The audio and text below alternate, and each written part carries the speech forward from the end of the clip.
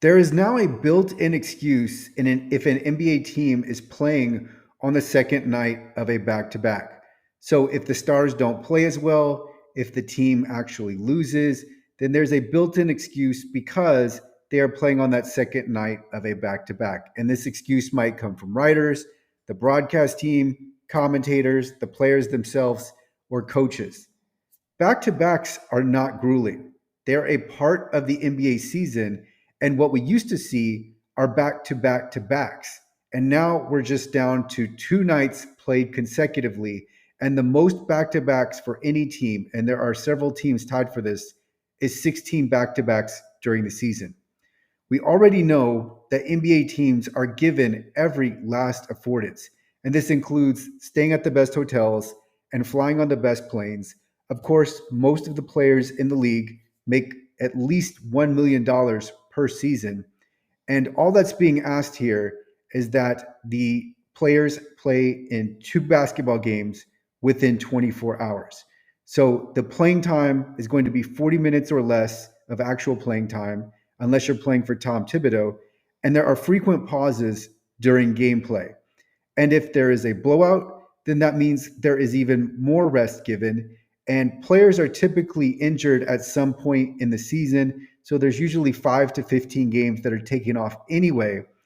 And then when we look at the actual NBA season, it's not that long. So the regular season lasts less than 7 months. And then the playoffs are 2 months maximum. And that's if you reach the championship round. So there's not that much difficulty here. And yet now we have to, well, we don't have to mention, but for some reason, the the coverage now surrounding the games and the participants in the game feel the need to bring up the fact that there is a back-to-back and they are playing on consecutive nights.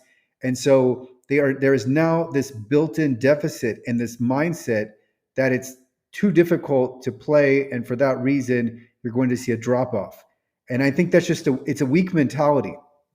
So part of the problem is that NBA players have 100% guaranteed money. And so then the only incentive left is just the desire to play basketball, which we've seen NBA players simply do not have because the money is there. So there's not the love of basketball, the desire to play basketball simply isn't enough to show up more than they already are, which we know that there is a trend where NBA players just don't play in certain games and back-to-backs being one because now it's not only a part of the excuse for a poor performance or a loss, it's also a reason to give the player a night off because it's too hard on their body. Now, with both physically and mentally, it's some hardship is actually good. And the NBA has gone so far in the opposite direction that now the NBA players want 100% comfort, and the team staff and the team's decision makers decide that that is needed too. That the players don't need to play through anything. We don't want to risk any injury. We've noticed that it's not lessening injury to do this. So the right path is going to be pushing through some of these pain points or some of the times where the players are fatigued. It's better to just push through that and keep playing than it is to pull back every time you feel any sense of fatigue or pain. And that's really a decision that needs to be made. But right now, it's all in favor of 100% comfort, and that's not helping anything. And in fact, it weakens the players because they are exhibiting mental weakness. They are so weak mentally that now we have everything that must be given to the players, every affordance, every last comfort, and it's working against them. And we don't have to, there doesn't need to be an extensive study. This is just playing out in real life over and over again. We're seeing players that can't withstand anything because they are given everything. So one thing that I've talked about previously is that the guaranteed money must be taken away.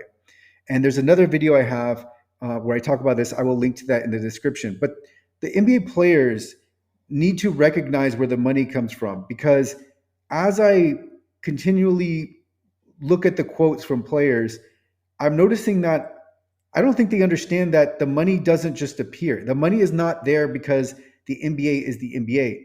In some respect, it is, but ultimately the money has to come. It has to be generated from somewhere.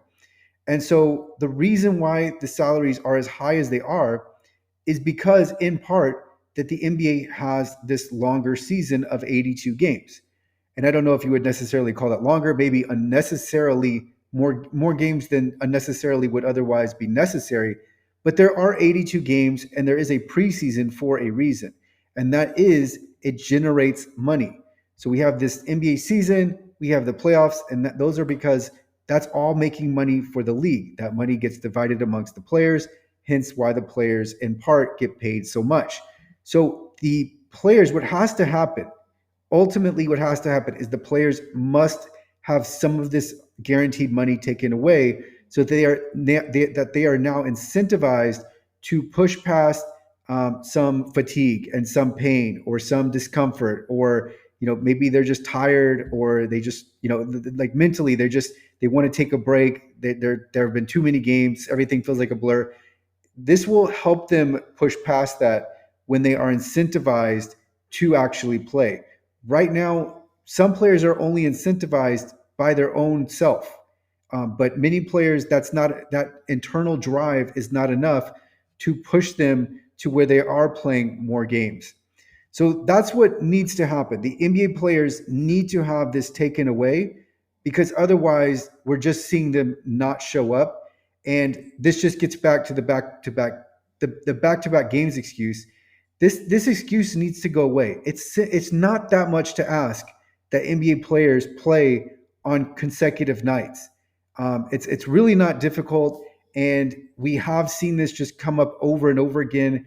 I was reading an article today. It came up. I was watching a broadcast, and this was for the Sacramento Kings. It came up when they were playing the Spurs. Another Spurs game was, I think it was the Timberwolves or another team. It came up then as well. It's not going away. And now I don't remember this coming up as much in the 1990s. But now it is something where if an NBA team is playing on a back to back, then you need to hear that they're playing on a back to back in case the performance is lagging or in case there is a loss. Then there's a reason now ascribed to that loss. And what I think studies would bear out is that the players have bought into this reasoning. And so now mentally they can fall back on, if I don't play well, or if we lose, then well, we were playing in a back to back, so that's the reason why we lost. And you need to take away that out. Players now have that out, and it's now looked at from even a media coverage standpoint. But the back to back games are not grueling, they're not difficult. It's just playing two basketball games on consecutive nights.